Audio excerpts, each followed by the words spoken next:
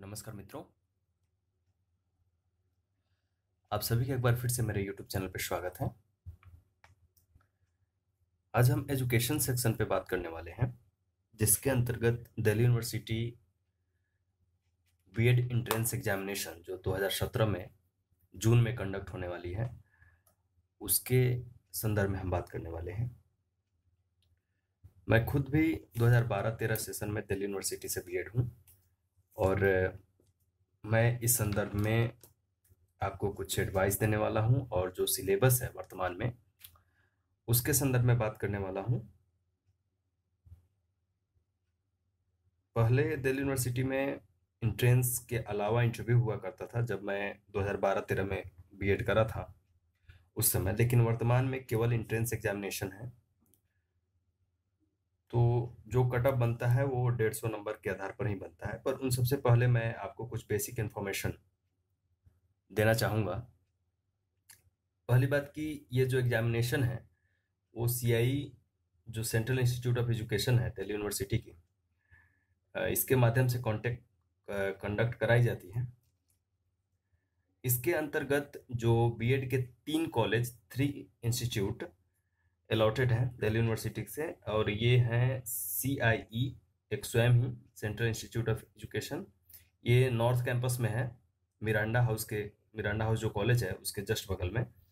और दूसरा है एमबीसीयूई, महर्षि वाल्मीकि कॉलेज ऑफ एजुकेशन, ये गांधीनगर और लक्ष्मी नगर के बीच में पड़ता है। और तीसरा है एसपीएम, श्यामा प्रसाद मुखर्जी, ये केवल गर्ल्स के लिए है और ये दोनों कोएड है। ठीक है, अब जो है बीएड अब 2 वर्षों का हो गया, आपको पता ही होगा। इन सब के अलावा जो है हमें अब हम आगे बढ़ते हैं। ठीक है, फॉर्म जो है मई में आएगी, जनरली मई में ही आती है दिल्ली यूनिवर्सिटी की फॉर्म, जो बीएड का है या एमएड, सारे कंबाइंड सीआई के द्वारा ही आती है। हाँ, एक चीज इसमें छूट रहा है कि आप सीआई की जो वेबसाइट है उस पर लगातार जो है नजर बनाए रखें, इस पे देखते रहें। कभी भी वैकेंसी जो है मई में ही आएगी, पर उसको मई में आप यहाँ पे आपको मिलेगा कि वैकेंसी नोटिफिकेशन जब आएगी। वेबसाइट है CIE.du.ac.in।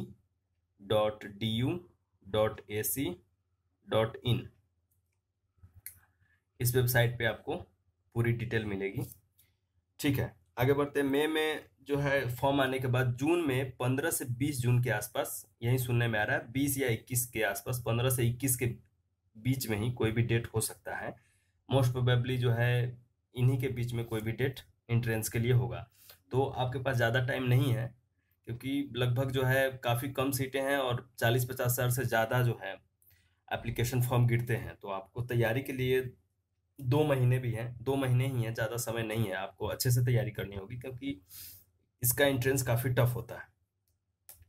रिजल्ट जुलाई के फर्स्ट वीक में आता है और 2 से 3 कट ऑफ के अलग अलग रिजल्ट आते हैं जैसे जैसे सीट फुल होती जाती हैं। और जुलाई के लास्ट से, जैसे मैंने करा था उस समय 22 जुलाई से हमारी क्लासेस स्टार्ट हुई थी, तो ये 22 जुलाई से 20 जुलाई से 30 जुलाई के बीच में कभी भी जो है क्लासेस स्टार्ट हो जाती हैं। ठीक है, अगला हम बात करते हैं सिलेबस की, कि जो वर्तमान सिलेबस है वो क्या है। इसके अंतर्गत जो है आपको 3 आवर का समय दिया जाता है और साथ में 150 मार्क्स के प्रश्न पत्र होते हैं। इसमें 3 सेक्शन आप रख सकते हैं कि 3 सेक्शन से प्रश्न आएंगे। पहला, ये जो है 100 मार्क्स का आपका सब्जेक्ट और जनरल अवेयरनेस और टीचिंग एप्टीट्यूड सभी मिक्सअप होगा इसमें, 100 मार्क्स का। इसमें एसएसटी भी होगा, साइंस भी होगा। जनरल अवेयरनेस का मतलब है करेंट अफेयर्स, इसमें कुछ करेंट अफेयर्स का क्वेश्चन हो सकते हैं। तो आप ऐसा करें, पिछले 5-6 महीने का करेंट अफेयर जो बहुत प्रमुख बातें हैं उसको थोड़ा सा देख ले, उस पर नजर बना के रखें, यहाँ से कुछ प्रश्न आपको मिल सकते हैं। टीचिंग एप्टीट्यूड बेसिक आपका चेक की जाती है कि आप जो है टीचिंग एप्टीट्यूड आप में है या नहीं, आप टीचर बनने योग्य हैं कि नहीं, आप कैसा सोचते हैं परिवेश, समाज, बच्चों के बारे में, इन सब चीज़ों का। ये तो जनरल है, ये सभी कर लेते हैं, इसमें कोई खास प्रॉब्लम नहीं होगी। ठीक है, दूसरा सेक्शन है रीजनिंग और प्रॉब्लम सॉल्विंग का। ये थोड़ा सा डिफिकल्ट होता है, इसमें थोड़ी मेहनत ज़्यादा करनी पड़ेगी आपको। इसमें क्वेश्चन अच्छे स्टैंडर्ड के होते हैं, तो यहाँ आपके 20 नंबर होते हैं। जिनके अच्छे हैं वो यहाँ पे काफ़ी लीड ले लेंगे, और जिनके नहीं है, रीजनिंग काफ़ी कमज़ोर है, उन्हें यहाँ पे हानि हो सकती है। तो रीजनिंग और प्रॉब्लम सॉल्विंग पे थोड़ी आपको ज़्यादा मेहनत करनी चाहिए। और अपने सब्जेक्ट, यहाँ पे देखिए एक चीज़ ध्यान रखिएगा, लिखा हुआ होता है 10th स्टैंडर्ड का, लेकिन दरअसल 10th स्टैंडर्ड का नहीं पूछते हैं वो। कहने को तो ग्रेजुएशन लेवल तक का पूछ लेते हैं, लेकिन आप 12th स्टैंडर्ड तक का एनसीईआरटी जरूर पढ़ लें। यहाँ पे मैं आपको सजेशन करूंगा कि आप 12th तक एनसीईआरटी जरूर कवर कर ले, कम से कम अच्छे से एनसीईआरटी कवर कर लेते हैं तो आपको बहुत फायदा होगा। 12th तक एनसीईआरटी कर ले। यहाँ पे आप रीजनिंग और प्रॉब्लम सॉल्विंग में आप अरिहंत पब्लिकेशन या कोई भी आर गुप्ता या कोई भी पब्लिकेशन की जो रीजनिंग की ठीक ठाक किताब हो, या अभी तो बहुत से कोचिंग है दिल्ली में, तो आप किसी के भी जो है अच्छी कोचिंग के नोट्स भी लेके आप रीजनिंग की प्रैक्टिस कर सकते हैं। ठीक है, 30 नंबर का आपका लैंग्वेज होगा। लैंग्वेज में आपका हिंदी और इंग्लिश दोनों रहेगा। तो आपको ये करना होगा कि लैंग्वेज की जो कंप्रीहेंशन होती है, वो कंप्रीहेंशन ज़्यादा पूछते हैं, तो कंप्रीहेंशन की आपको प्रैक्टिस करनी होगी। कंप्रीहेंशन होगा पैराग्राफ, और उसको पढ़ने के बाद उससे 4-5 क्वेश्चन होते हैं, उन्हें आपको सॉल्व करना होता है। तो ये इसका सिलेबस है। और जो है हम इस पे फिर आगे जब नोटिफिकेशन आता है तो एक बार और हम इस पे और अच्छे से बात करेंगे। अभी आप प्रिपरेशन शुरू करें।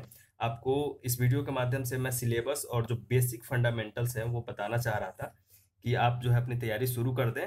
और बाकी अगर कोई प्रॉब्लम होता है तो नीचे कमेंट करें, मैं ज़रूर आपको एडवाइस दूंगा, या जो भी प्रॉब्लम है आपकी मैं सॉल्व करने की पूरी कोशिश करूंगा। और फिर इसके बाद भी एक वीडियो के साथ मैं आपके समक्ष उपस्थित होऊंगा अगले कुछ समय के बाद।